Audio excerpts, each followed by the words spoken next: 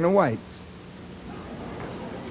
They're out on the shooting ranges on Saturday and Sunday, all through the week, where you can't own a pistol or buy one except illegally. They're selling them wholesale to their people. But what you don't know is that you who have delighted in shedding our blood, the scripture tells you that God will make you drunk with your own blood as with sweet wine. You're headed for a disaster, and I say this with deep humility. I am concerned, and out of that concern I speak. I wish that the Jewish students that are on the outside would in some way come on the inside and hear me tonight. Because it is easy to condemn me if you don't know me, if you've never heard me, you've heard about me. Now I want you to hear me for yourselves.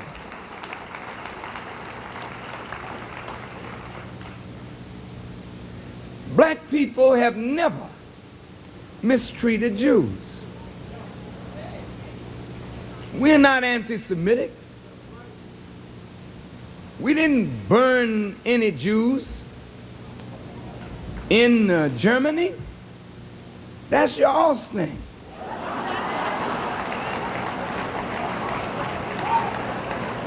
Now all of a sudden, a man who has not a violent record, never has been arrested for spitting, much less hitting. Now, all of a sudden I've become this great Hitler.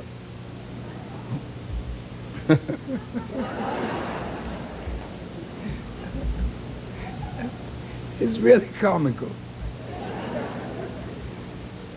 You tell your lies, and then you believe your own lie, and then get trapped in the body of your lies. And after one meeting with me, people go away totally changed. As many of you will tonight. And why will you be changed?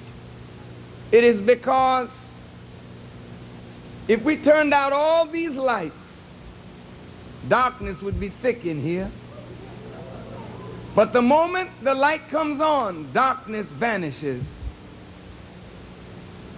Where did the darkness go? It didn't exist in the first place. It was just the absence of light. With lies. And now it's time for the truth to vanish the lie, that we may get on with our lives. And so let us begin. Say what?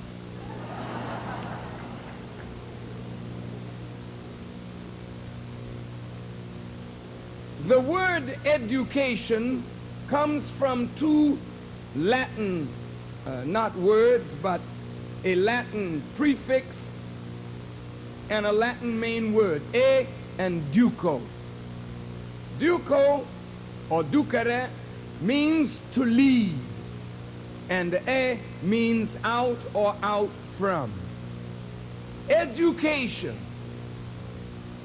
is that which leads man and woman out of darkness into light, out of weakness into strength, out of ignorance and powerlessness into wisdom and power. Knowledge or education is that which also brings out of the human being that which the Creator has put within. True education never allows you to live your life unfulfilled. True education makes each human being to fulfill his or herself. Do you follow me? Now, this educational system was developed in Europe and then brought to America, and it was exported all over the world. This educational system, Western education, was based on the myth of white supremacy. And in order for that myth to hold sway, the history of the black man's contribution to civilization had to be obliterated or destroyed or hidden.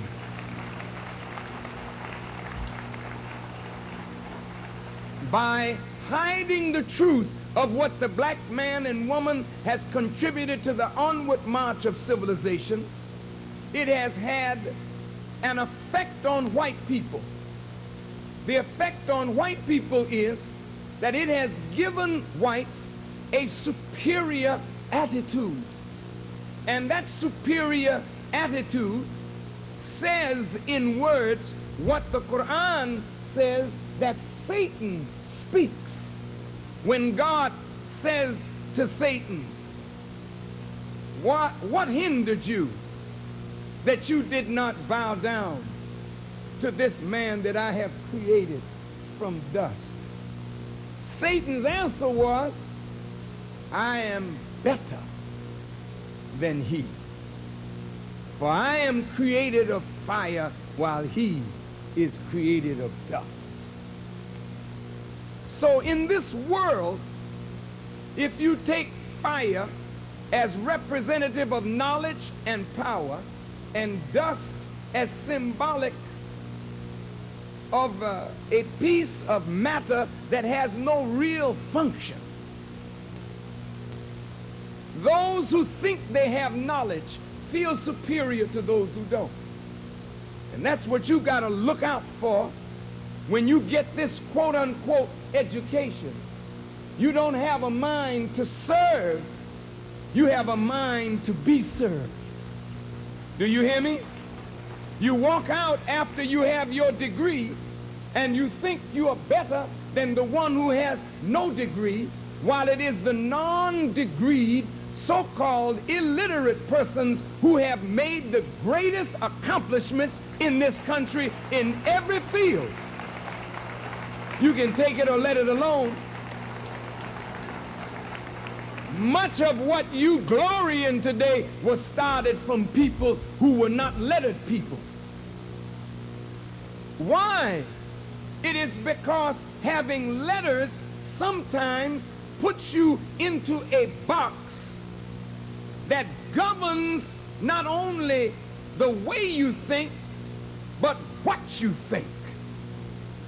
He who prescribes the diameter of your knowledge prescribes the circumference of your activity. So if I can teach you and I am your enemy and I know what I put in, then I know what I expect out. Do you understand? The reason you and I are not accomplishing as a people is because those who have trained us didn't train you to accomplish anything for the good of yourself and your people. You are trained to acquiesce, to submit, and to foster a way of civilization that is diametrically opposed to the nature of God and the nature in which you are created.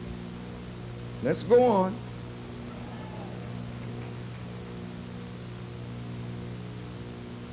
The educational system of Western Europe and America is geared to bring the best out of whites. Give them a superior attitude with which they can dominate the darker peoples of the world. Now, as colonial Africa, colonial Asia, colonial South America, if you will, as we send our students to Europe to study, to America to study, something happens. And the students, after they've tasted, quote unquote, democracy, freedom, they don't wish to go back home and serve their people because they've gotten used to money that they can't get in Africa. They can't get in the Caribbean. Now this is paper that is called legal tender that white folks put a value on. It is not more important than your country. It is not more important than your humanity. And it is not more important than your liberation. So when you equate money with developing your country, you equate money with developing a strategy for your freedom, then they have plenty of this. They can print it every day. And if they can buy you with this, you end up becoming what this is. This does not cry when I squeeze it. I throw it down and it don't make a sound.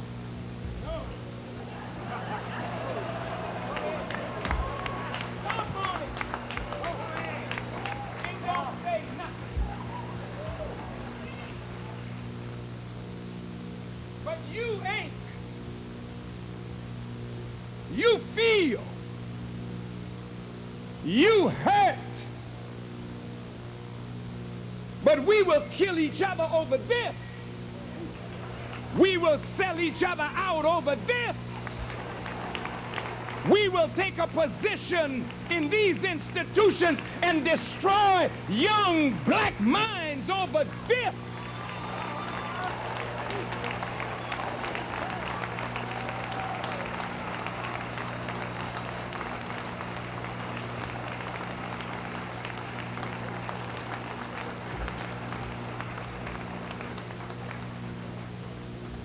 There are more educated Africans in Europe and in the major cities of America than in all of Africa. While Africa is crying out for the sons and daughters of Africa to come and develop Africa, we know there are political realities. Therefore, those of us who have been trained, educated, we don't like authoritarian kind of regimes. We want democracy.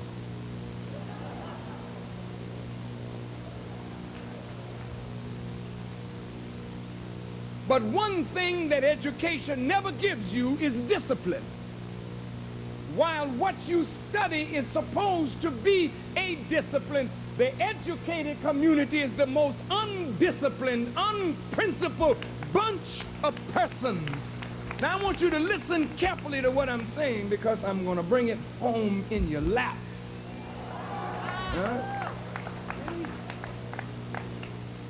You educate, but you don't build character. And you can build nothing without character. If you're a liar and a cheat but a PhD, your word means nothing, but you have your degree. You are immoral, but you have a degree. Then the education is not really serving your development. It's serving the development of a society and a world that is counter to the world that Almighty God envisioned. Hold on. It was designed this way. And so those of us who get it, we get along with it the poison that makes us ineffective in serving our people. And so when we get this that is called education, we come out and we go back to our former colonial or slave master and ask him, can I have a job? You do not come out with a mind to create employment for yourself and others. You may have an MBA, bless you, But you can only serve within the confines of corporate America. The MBA does not allow you to go out and start a business from scratch. All that you have learned only allows you to fit well within a system. And you can work within that system, but when you are separated from that, you are like somebody that's out of his natural habitat because you've never been trained to do something for yourself. Yeah.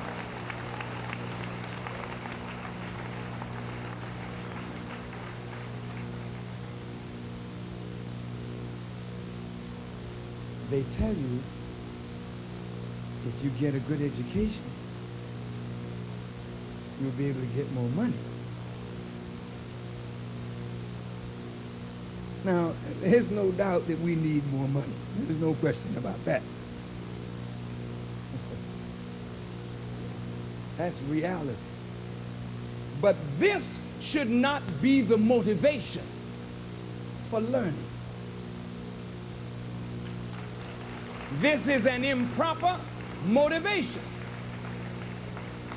Why did God desire human beings to know all other creatures that are living move according to instinct?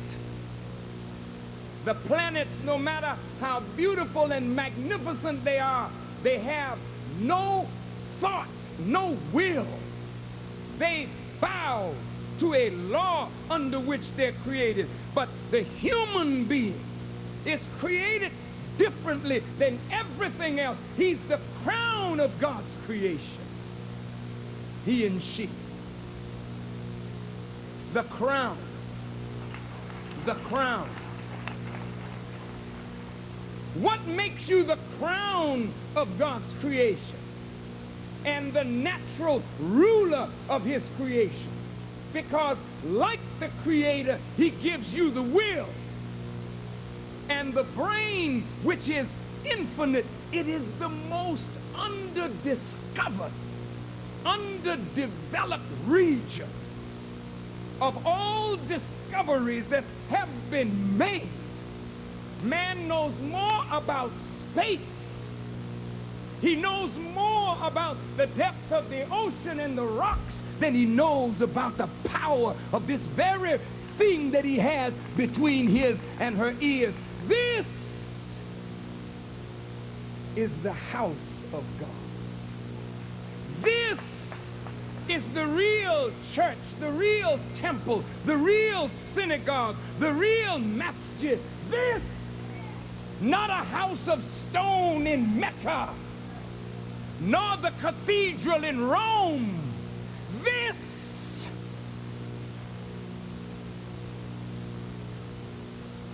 the brain of man and woman is unlimited.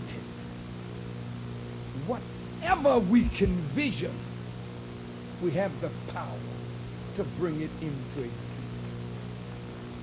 All we have to do is be like the Creator who says, be, and it is. When you say be, that means you see it. And once you see it, it is. Because the real power is not in the world that is seen, it is in the world that is unseen. But when you bring it into manifestation, that is the manifestation of a reality that was in the mind. Do you understand what I'm saying? Follow me now.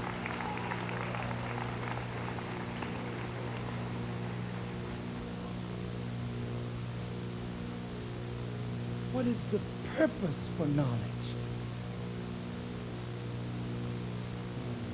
Brothers and sisters, brown, black, red, yellow, white, just look at yourself. You are not even a symbol of what you ultimately could become. Did you think that God created you to be a basketball player?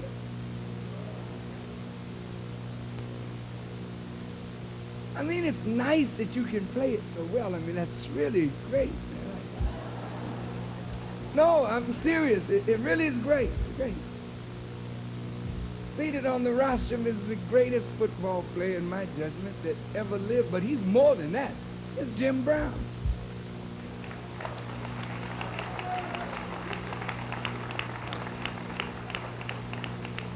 But do you think he was created in the world to run through dudes on a line?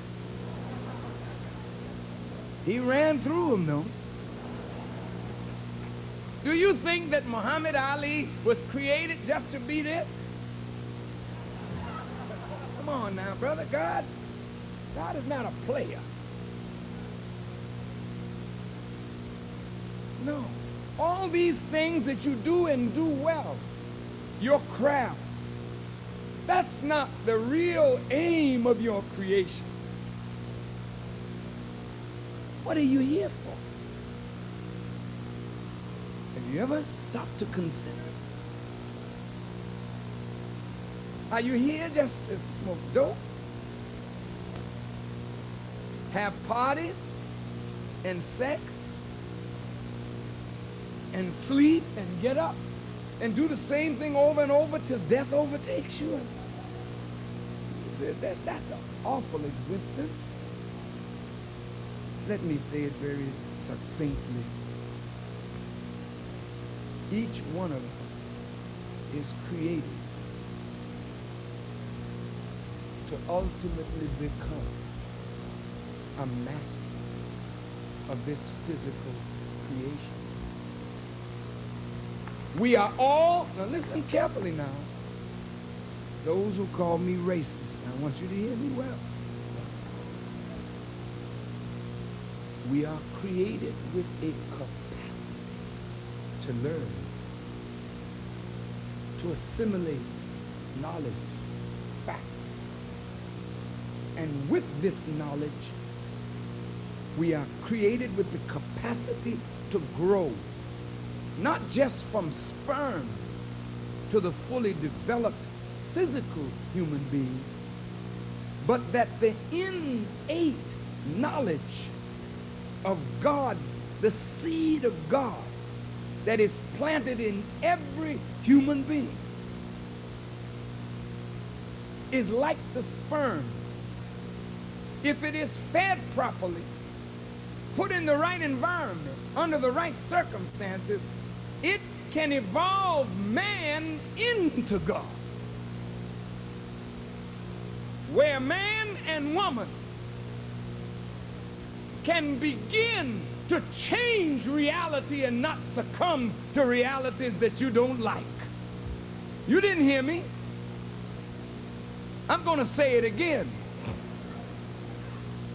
That you don't succumb to reality. You look at a reality that you don't like and you say, be, and go to work, organize your talents, your abilities, your people, and change reality. That's what's going on all around you. That's why the youngsters are fighting in Soweto and in Azania tonight and on the West Bank tonight. They want to change reality. And that's why the black students must change the reality under which we live. Huh?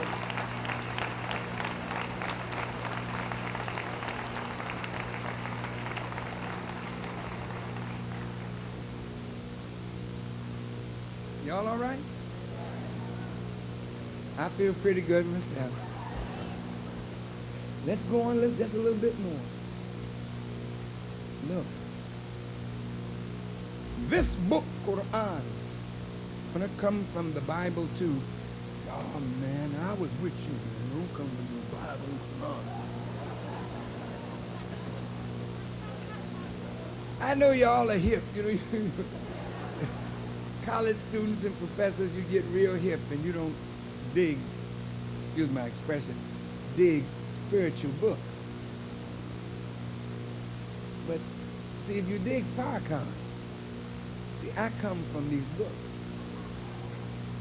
And I know that there's value in these books. I know what you read. You have good books that you read, don't you? Don't you? You think so. But let me tell you something about the books you read. They're valuable, but there's not one professor in here whose knowledge of his subject matter is absolute. In fact, his knowledge or her knowledge of their discipline is quite inferior. Quite inferior. In fact, grossly inferior. So it seems rather stupid for me to subject myself to an inferior man or woman whose knowledge of the discipline is not absolute, but they want to make me and you bow to what they write in their textbooks as though it is absolute. Listen carefully now. This does not allow you to grow. And that's why you're not growing, and that's why America's educational system is going down, because they're not training you to think.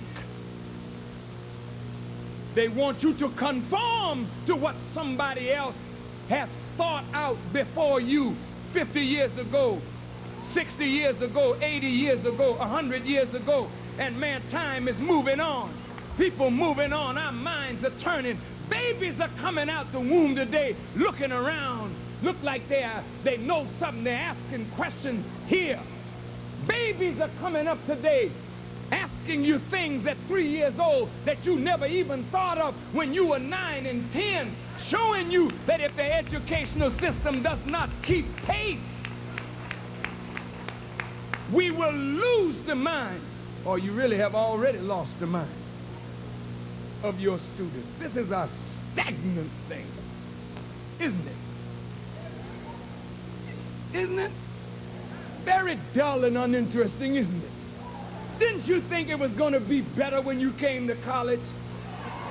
Dull, uninteresting professors with this dead letter stuff that they preach.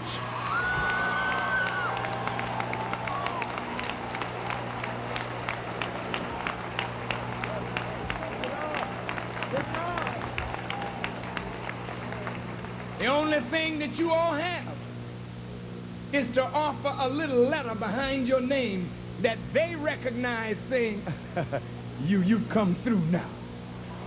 So you got a BS or a BA or an MA, or a PhD or an LLD. But the man you read about in Scripture called Jesus, they said of him, how come this man, having not letters, is learned?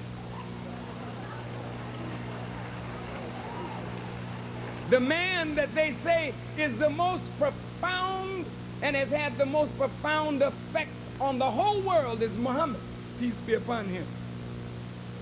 And Muhammad was an unlearned man. And here you are, struggling to get a letter behind your name. Struggling just to get a letter to come out unlearned.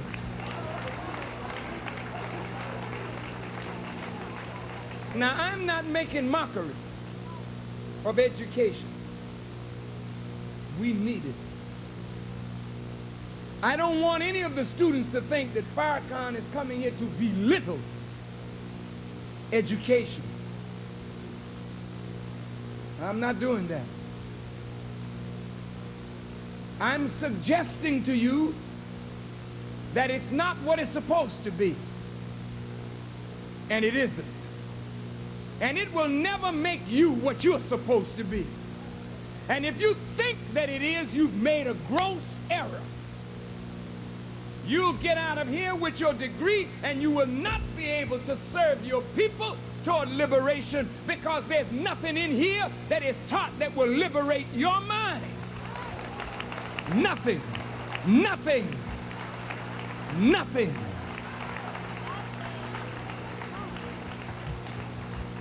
That's not the purpose. The purpose is training.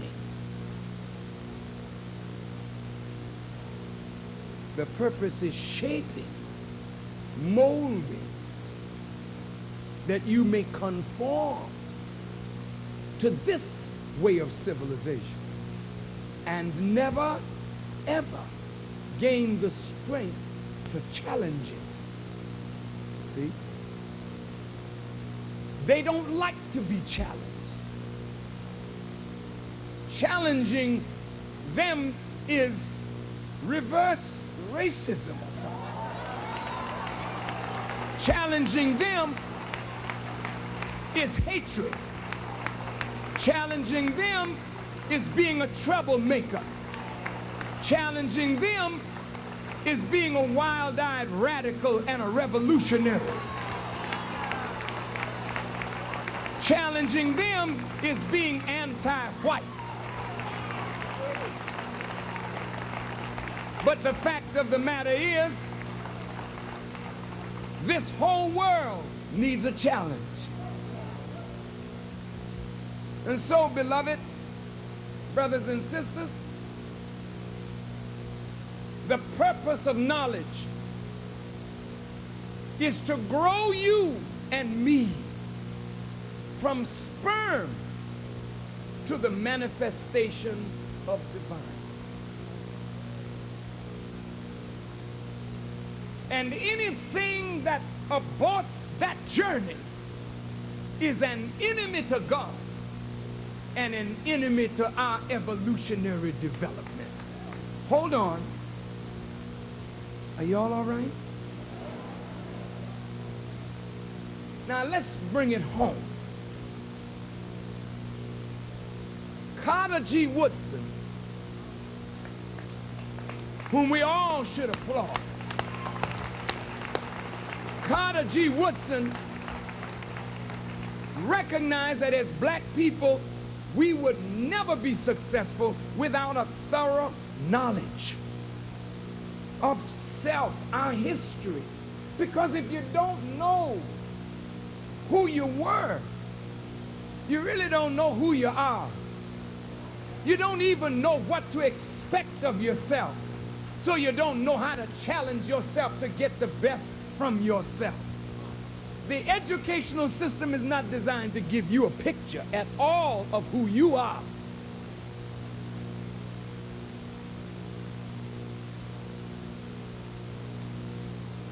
Booker T. Washington, very smart man.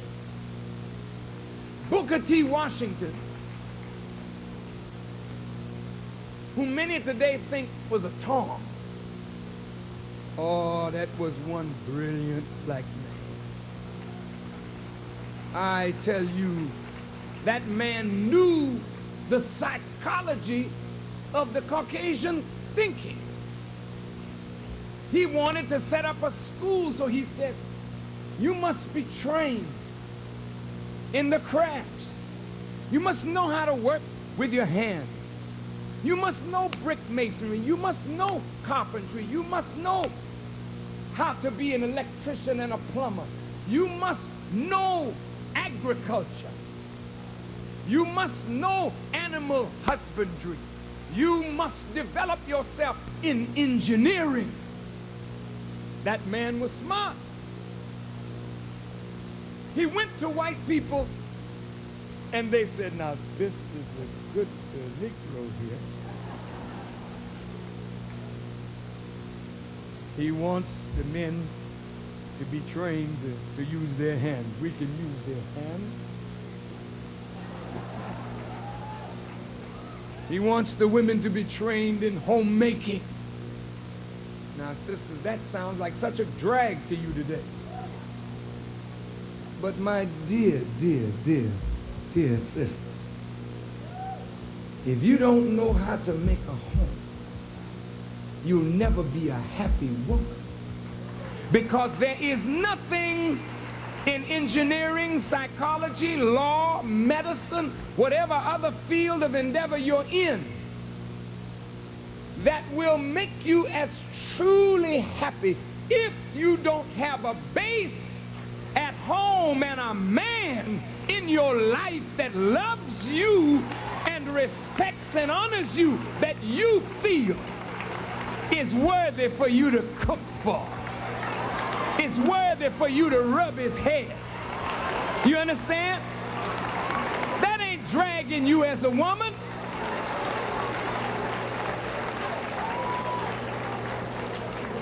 To prove it, you that are doctors, you that are lawyers, talk back to me.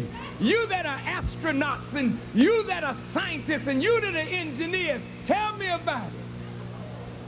See, when all that is done, don't you want to come home?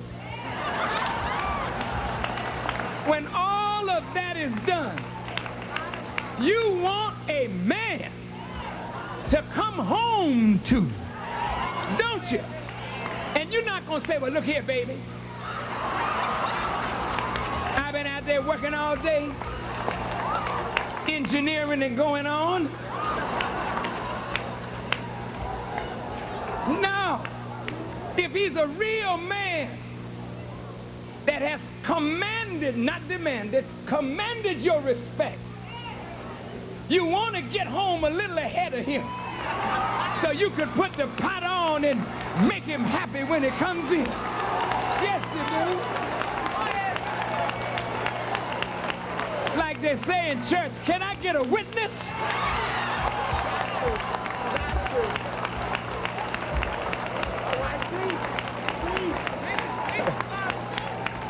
Okay.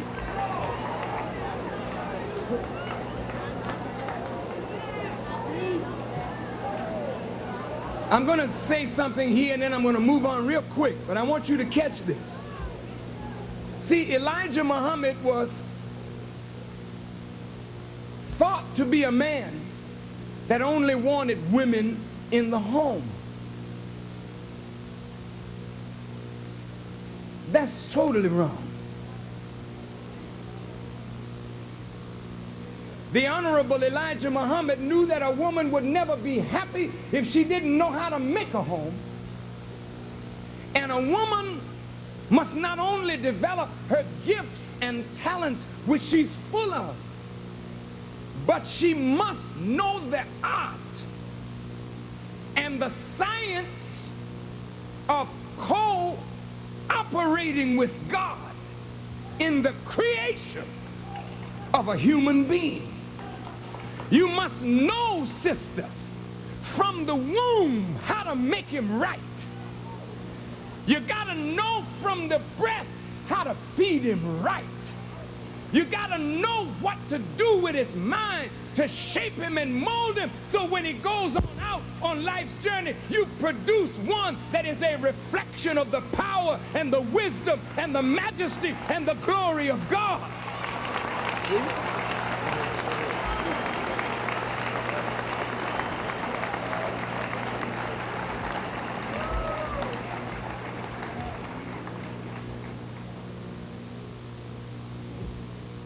The reason why Elijah Muhammad brought the woman into the house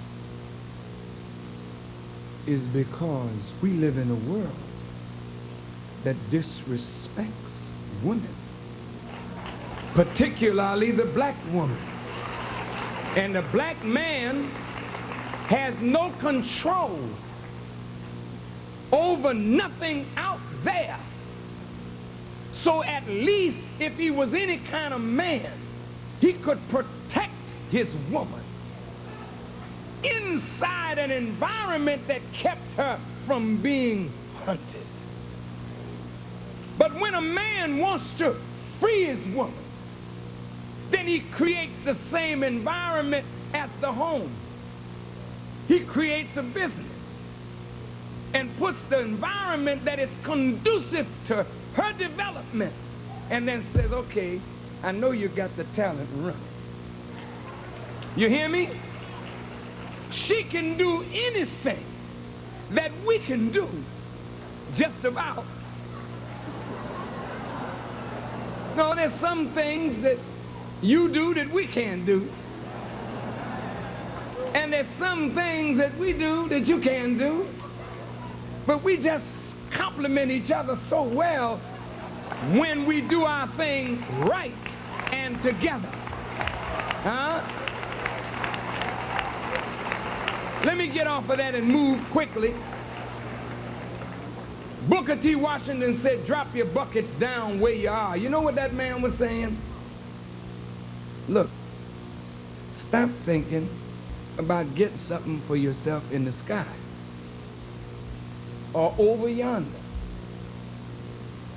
You can dream about Africa. You can dream about the promised land. You can dream about Beulah's land. You can dream about whatever.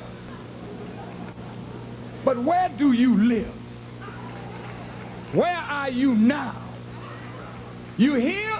Then drop your bucket down where you are and go to work where you are. There's a wellspring right up underneath your foot. Put your bucket down and go to work.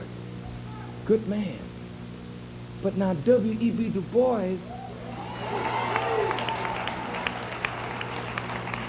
and Booker T had argument with each other.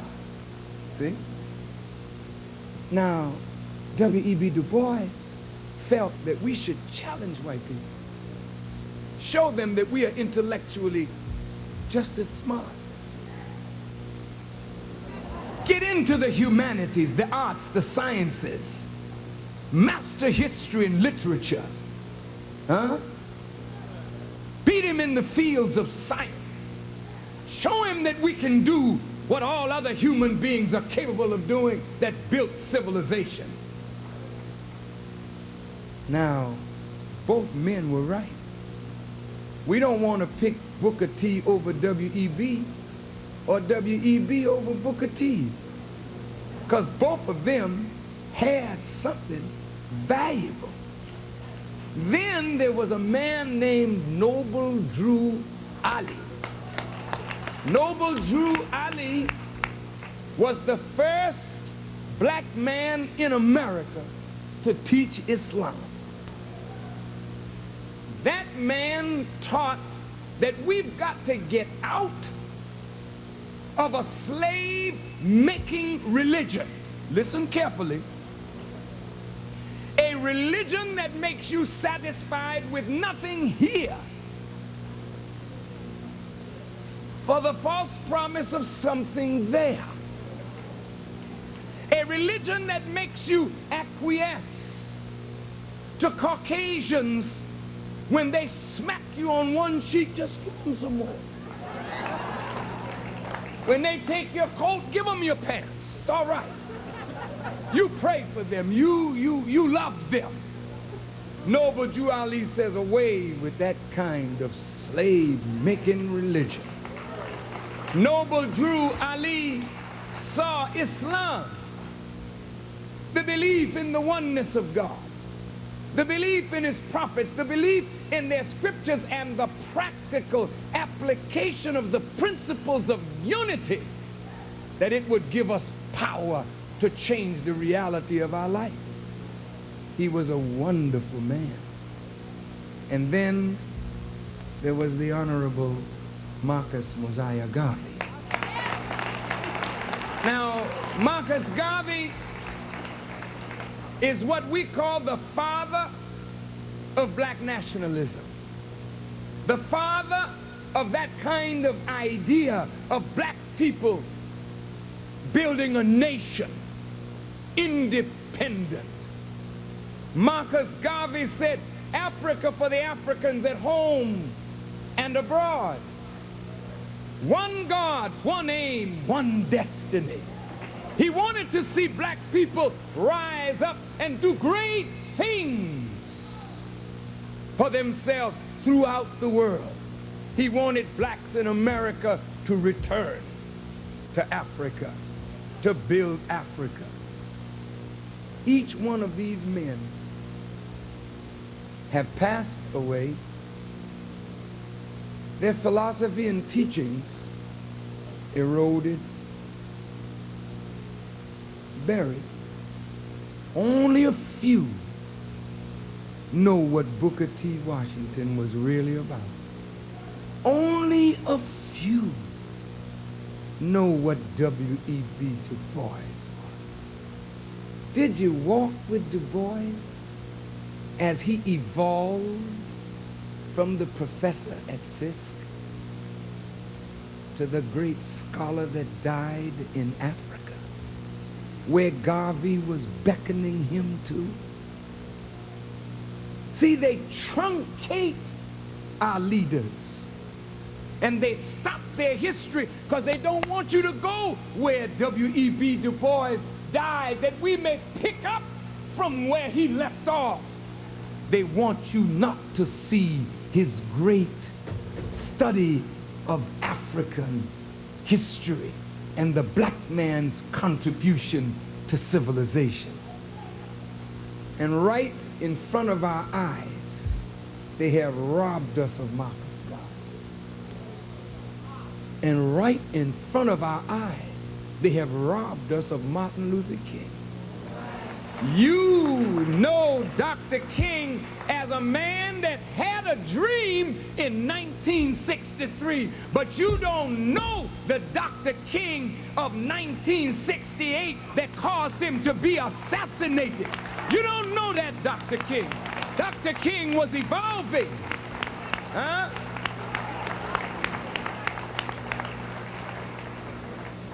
They're really not too keen on you knowing anything about Malcolm too much.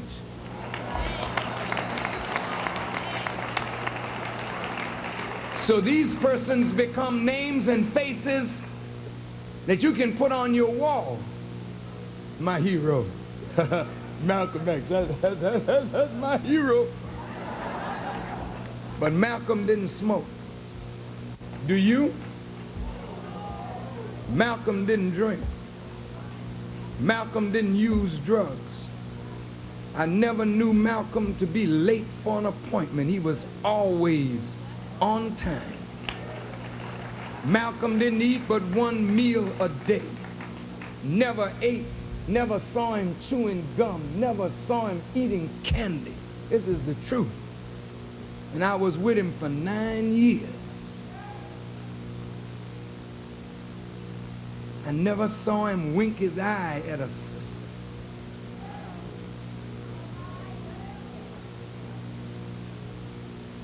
You like Malcolm? You don't like that part though, huh?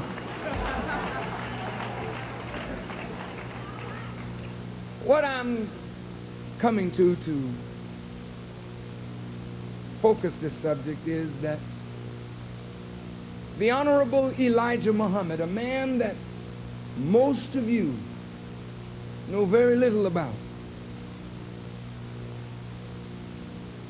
That man, Elijah Muhammad, understood the principles taught by Booker T. Washington, W.E.B. Du Bois, Noble Drew Ali, and Marcus Garvey. And he synthesized these principles, adding to these principles the wisdom of his teacher, Master Farad Muhammad, and his understanding of the Bible and Quran. He concretized, not only synthesized, but he concretized these principles in a programmatic way that created for us a wellspring of inspiration and guidance for the spiritual, mental, moral, social, political, economical liberation of black people, not only in America, but all over the world. And this programmatic thrust became known to you as the Nation of Islam. Now, you did not know, nor did I, that the Nation of Islam was the synthesis of all of these great principles of liberation taught by the great leaders that preceded Elijah Muhammad. Nor did we understand that it was the concretization of these principles in a programmatic way that would lead ultimately not to liberation economically alone, but the man needs to be liberated spiritually, then mentally, then morally, socially, politically, economically. It has to be a total liberation. You can't leave any aspect of our lives out. I mean, I'm telling you that Elijah Muhammad developed that kind of programmatic thrust for the total liberation of black people all over the world, and it would ultimately lead to the total liberation of every human being on this earth, no matter what their color was. Now listen to me carefully.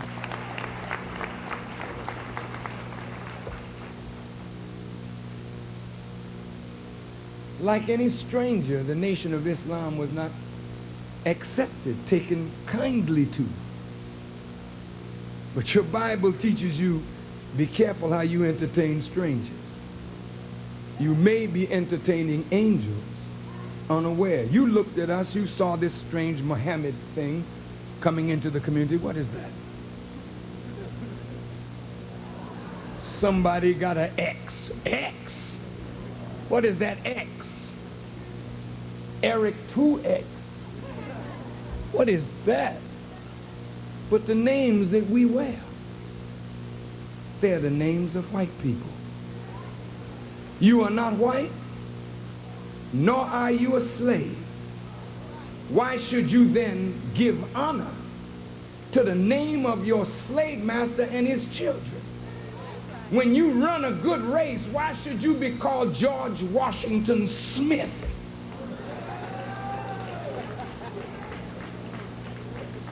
Why shouldn't the credit go to who you are? Why shouldn't you go in your own people's names if you're a free man or a free woman? Huh? We look strange, but the more you became acquainted with the reform that Elijah Muhammad's teachings brought about, the discipline that his teachings inculcated in those who listened and followed his teachings, the dietary law that his followers followed that made us look different, better, much better, live longer with no health problems. That's what attracted you. Then you heard of his schools that he set up. They were different. No discipline problem, no drugs. He started the children in school at 3 because we know they shouldn't be hanging around here till 6. We had them learning, brother, from the time they come out of their mother's womb. They are growing, feeding on what is in their environment. You can make them to learn even while they're in the womb forming, man. You don't know what to do with life.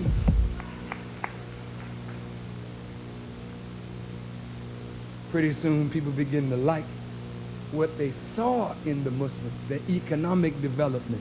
Can you imagine a group of people, poor people, that pooled their nickels and dimes and bought up over 40,000 acres of land while blacks are losing land in America daily? We started agribusiness. Black folk with airplanes, land in Central America. We're flying down, bringing produce up to sell in stores that we are putting up across the country. A man with a newspaper that became the light of all black newspapers in America and throughout the world. Muhammad Speaks, with a circulation of nearly 1 million a week. A man with a modern printing press, only one of its kind, owned by a black man at that time, with a national trucking system that took our products all over America. Huh? A man that had an airstrip in Gary, Indiana, and aviation development. We started doing international business, bringing ships from this port and that port filled with merchandise. I ain't talking about a box of this. I'm talking about a shipload of stuff coming in. This man was reaching out, making the black man and woman universally respected. How do you think that man was looked upon by the government? Don't you realize that if it were not for Elijah Muhammad, you might still be saying Negro and colored people? Don't you know, brothers and sisters, that at the root of the thrust of black consciousness here and throughout the world is that little man, Elijah Muhammad? You wasn't black before you heard the teaching of blackness. The teaching of blackness didn't come from those four great men that I met before, I mentioned before. It came from Elijah Muhammad. It was that man, Elijah Muhammad, that taught the black man's history in such a unique way till he shook up black scholarship and made you dig and study because you had nothing to deal with what that man was saying. It was the teaching of Elijah Muhammad that found Malcolm X, a convict in prison, heading down the tube like so many black people out there, but that man had so much talent in him, like you got so much in you. All you need is a chance. Elijah Muhammad's teaching woke Malcolm up. Malcolm read everything in the prison library, and the prison libraries haven't been the same since. Malcolm roared out of prison. And did you know that Malcolm only went to the 8th grade of school? Malcolm never finished high school. But there wasn't a college professor that debated Malcolm, that could handle Malcolm. He whooped the hell out of everyone that came to him. Why?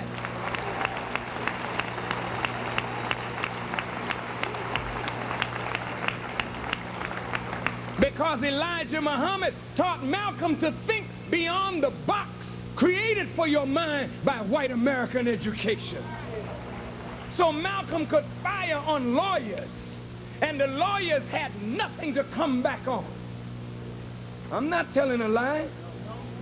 It was Muslims that encountered Christians. You and your theology, we whooped you up and down, took your Bible and turned you upside down with your own book and made you go back into the pulpit and stop preaching that foolishness that we're going to get some pie in the sky after we die. Hell no. Every one of these preachers started revolutionizing their sermon because of the presence of the Honorable Elijah Muhammad. You got to give credit where credit is due.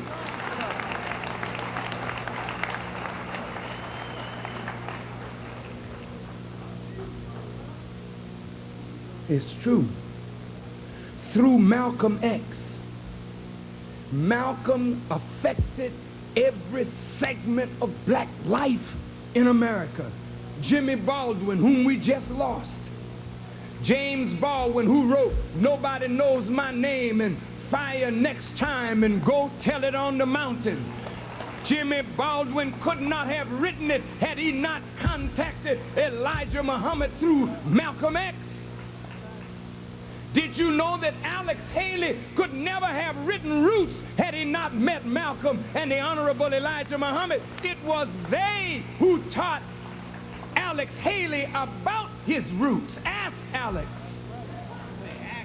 Ask him. He will tell you the truth.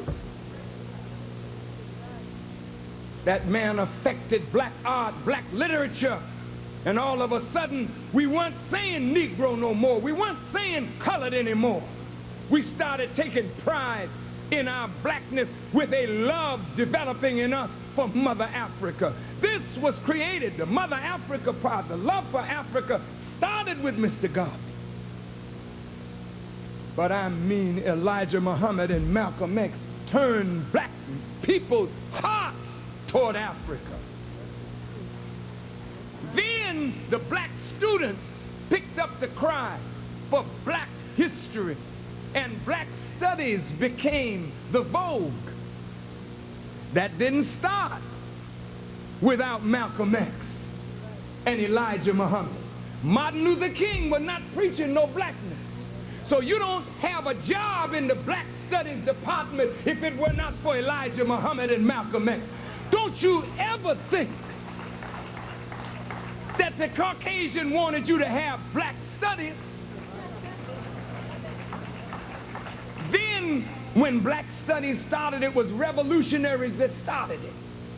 Then they moved them out and brought in Uncle Tom, black, even our African brothers and sisters who were white on the inside, and talked about African history from a white perspective.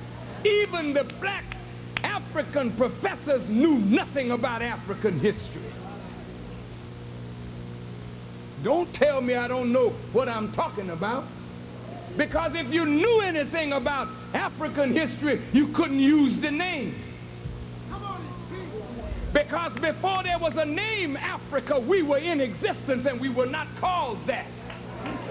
Talk back to me. You couldn't use the term Afro-American.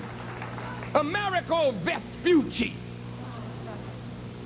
That man that they named this continent Africa, after, were we not in existence before him?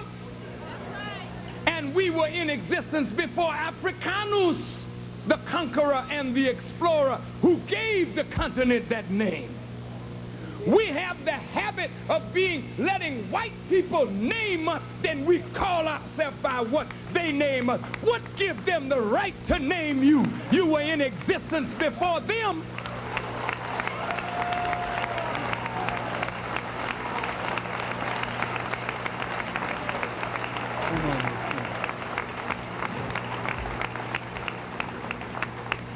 Some of us call ourselves West Indians.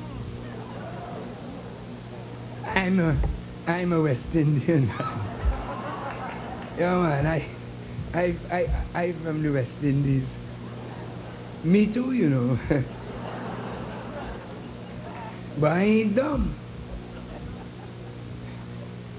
Here's a man coming up out of Europe trying to find a new route to India.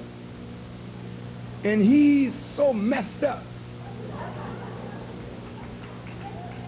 He finds what they call Hispaniola. That ain't the name, but that's what he named it.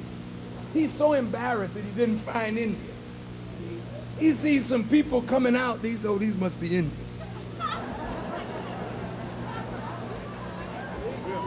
So he started calling the natives Indians.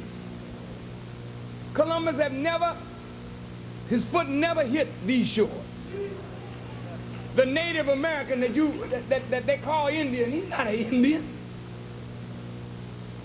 That's their name that they put on him. He called that the West Indies. So now all of a sudden, yes, I'm a West Indian.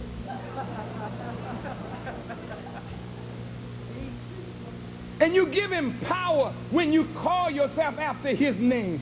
This is why the first thing that they do when they get free, this is not Rhodesia anymore, this is Zimbabwe.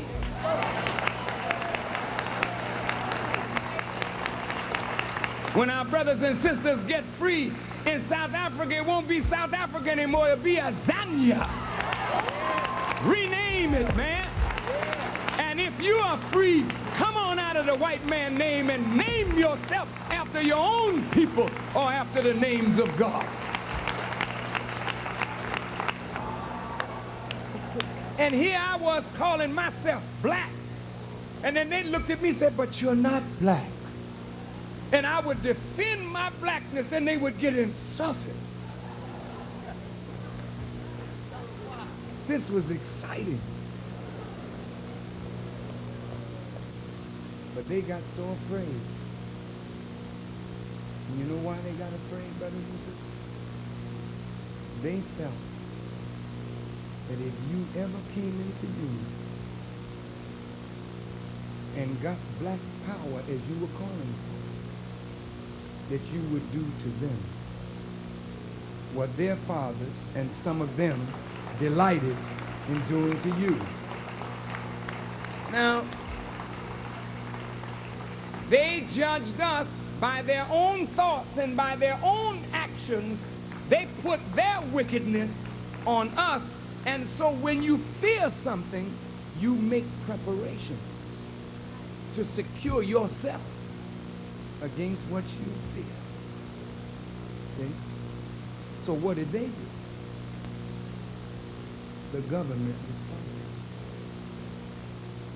And J. Edgar Hoover developed the counterintelligence program, which was supposed to be designed against hate groups and black nationalist groups. But it was an anti-black campaign from the government of the United States, financed by the taxpayers' dollars. Your nickels, your dimes, your dollars was financing a counterintelligence program which was designed to destroy black leaders and black organizations. I'm almost finished, but I want you to bear with me. Through the Freedom of Information Act, we got a hold to FBI documents. Yes, some of them. That's right. But the some that we got a hold of were enough to give us a sign of what the others that we didn't see contained. This brother tonight, where's the brother that spoke on Geronimo Pratt? Come up here, brother. I want to say this. Everyone in here should sign that petition and stand with Geronimo Pratt. This brother was not lying. Geronimo Pratt is one of the most brilliant black giants that we have in terms of generalship, in terms of military genius. And that's one thing that the enemy does not want, is for the black man to develop black military genius. We all ought to back this program. Now, I'm saying this to the brothers. When you had that meeting, where's Brother Wazir? Brother Wazir, when they have their meeting, we've got to be involved with it. It's time for that brother to get out of that hellhole that he's in. Thank you, brother. May Allah bless you. Give my love to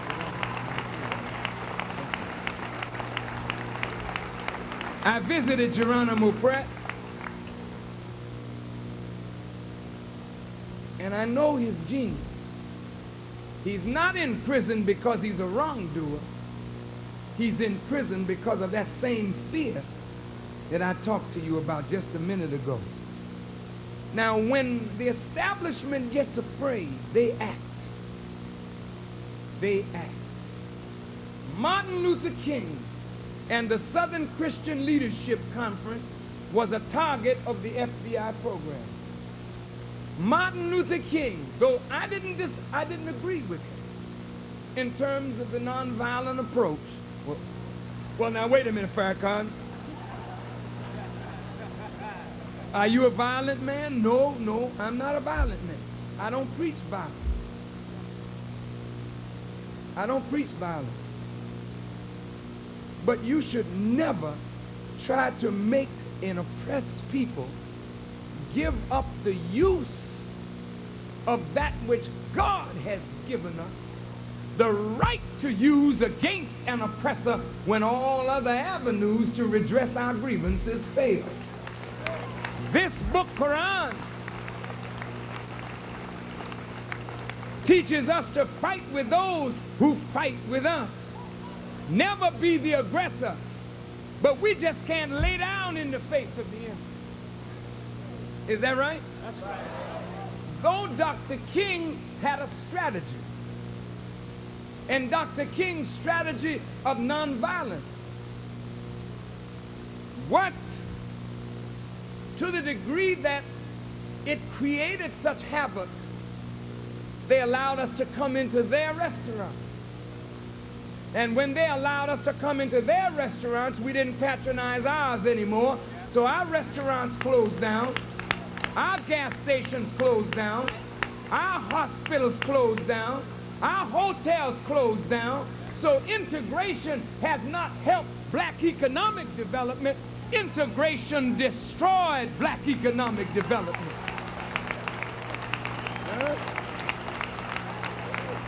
All right. You got a few more minutes?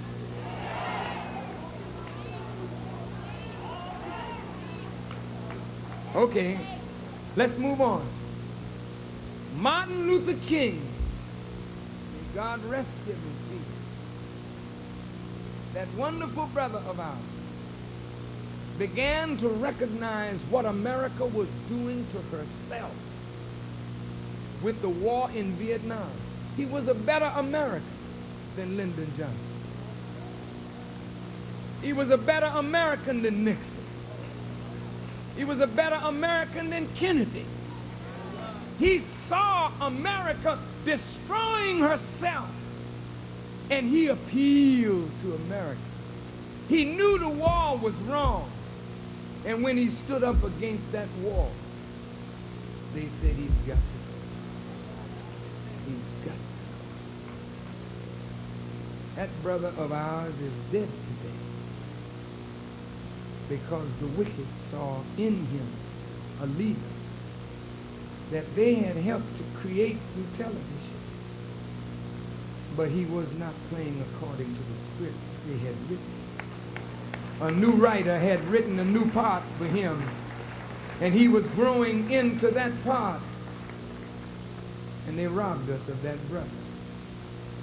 In the counterintelligence program, it was the design of the government to divide Malcolm X from Elijah Muhammad and create a split in the nation so that the most organized, disciplined body of black men and women could be fragmented and destroyed. They were successful in pulling that off. Somebody asked why? For a while. Exactly. Exactly. Because they plan and God plans. And God is planning for your liberation. And you can believe it's just a matter of time and our acting like we should. And we are free. Beloved, to make that long story very short, they destroyed every black organization. They wiped out most of our leaders. And those that they didn't wipe out, they bought out. They made some of us who fought so hard and got tired, because you're not the easiest people in the world to lead. You're not the easiest people in the world to serve. Whoever serves you gotta love you beyond your hate of yourself. Whoever serves you has to be prepared for your abuse, for your envy, for your hatred, because you will fight those who love you most. It's true. You have burnt out most of your leaders. And when you burn them out, the enemy buys them out, and then you see them in established positions now. And the struggle is over for them. I listened to my dear sister, Mustafa. And as she talked, and my sister, Shimarenga, I prayed that God would not allow these young to be burnt out by the opposition they received. I listened to Brother Eric. Where's Brother Eric? He's on post. A wonderful brother. Strong brother. Good brother. Not Eric 2X anymore. No, that's Brother Eric Muhammad. Follower of Muhammad.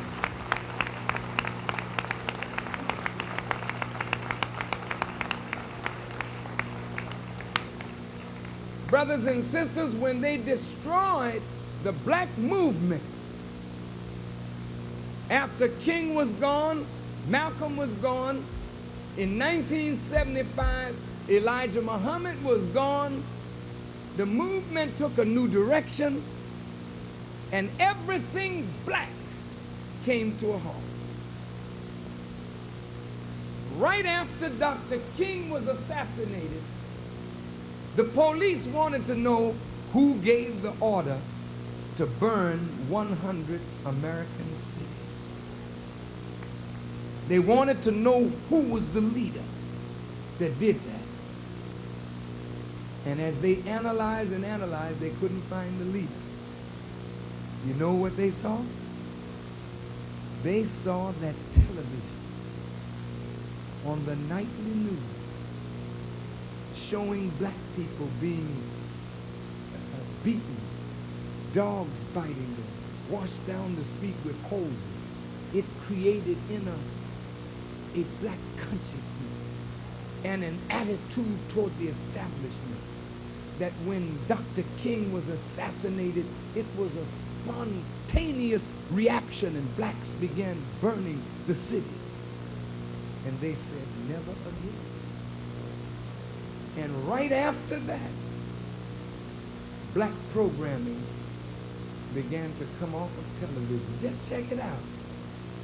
Black Journal was gone. Tony's Journal was born. Now listen, Tony Brown is a wonderful brother. A wonderful brother. But he was more independent when it was Black Journal. Now that it's Tony's Journal and backed by Pepsi, you have a little problem there.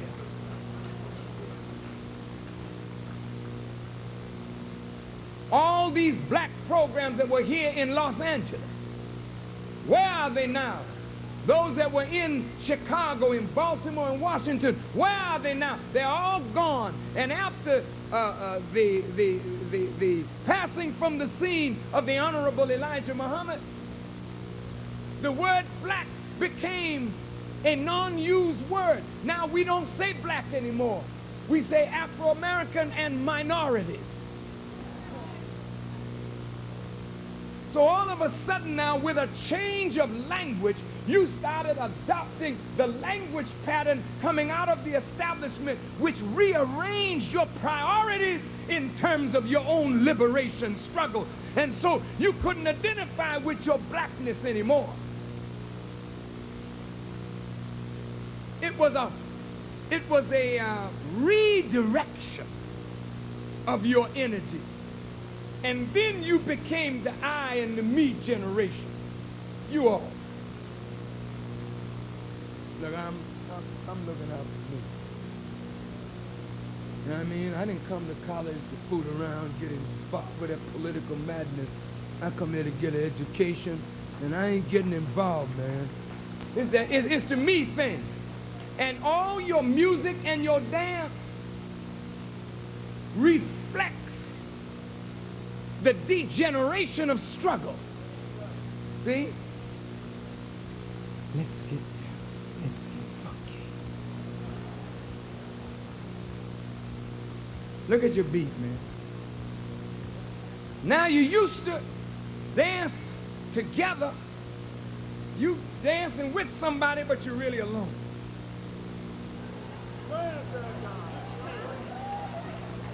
Watch yourself.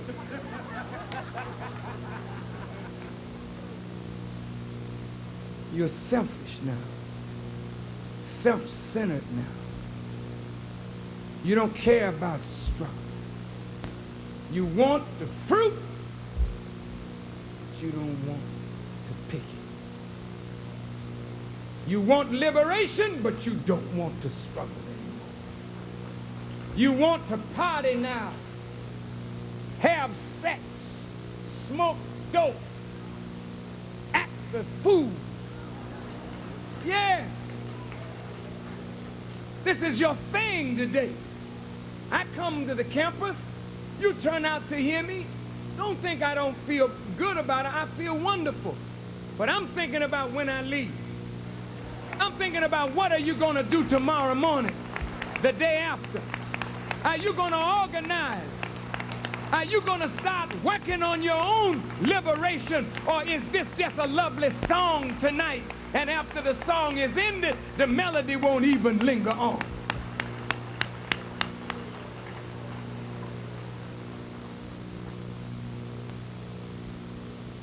Ten years ago, I decided, I was inspired to rebuild the work of the Honorable Elijah Muhammad. I was inspired to bring this programmatic thrust back, this concretization and synthesis of principles of liberation. But I wanted to broaden this base so that Muslims and Christians and Hebrews and agnostics can walk together, because we are really one family.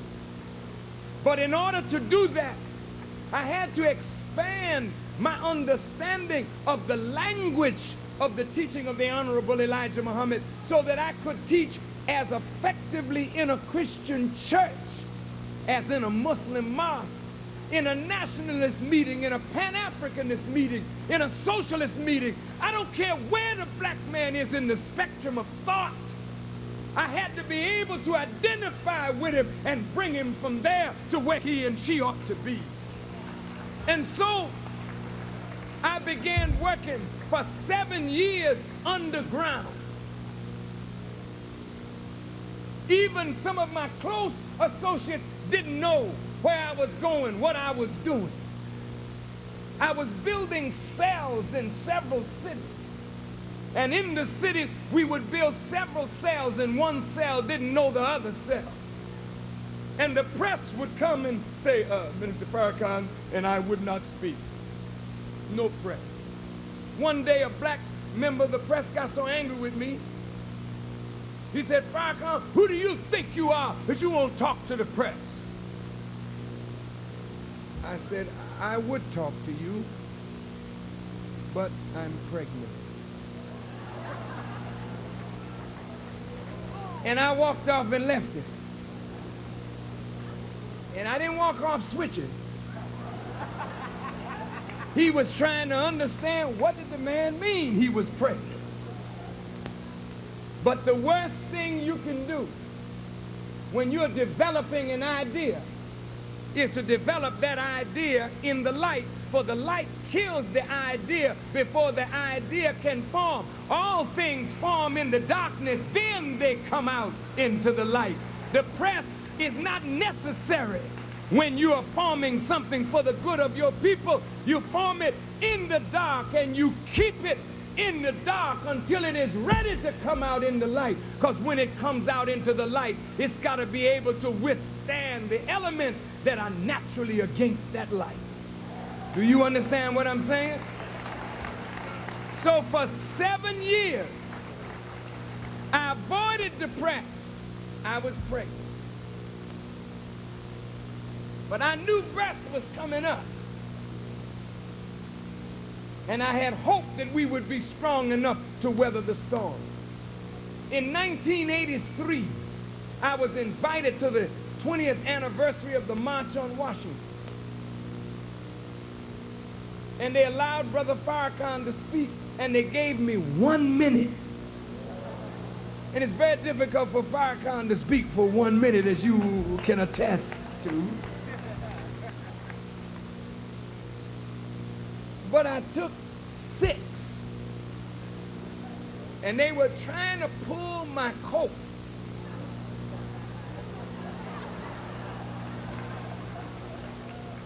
But they saw the FOI looking so mean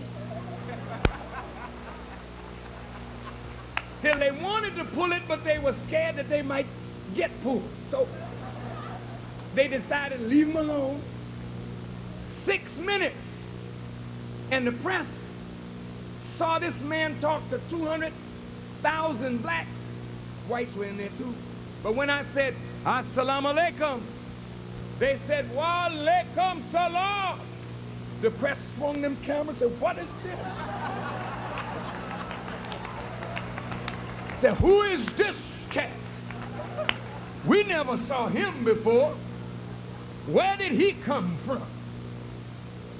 Then I faded for a minute, and Reverend Jackson called me and said, brother, will you help me? We sat down and talked about it. I said, sure, I'd be glad to help. We would be glad to help. It was dynamic. Martin and Malcolm couldn't get together. Martin and the Honorable Elijah Muhammad couldn't get together. W.E.B. Du Bois and Booker T couldn't get together, and W.E.B. Du Bois and Marcus Garvey couldn't get together, but here was Jesse Jackson and Louis Farrakhan, the students of Martin Luther King and the Honorable Elijah Muhammad, now embracing each other. And I'm going to tell you something, brothers and sisters. It electrified black America and made white America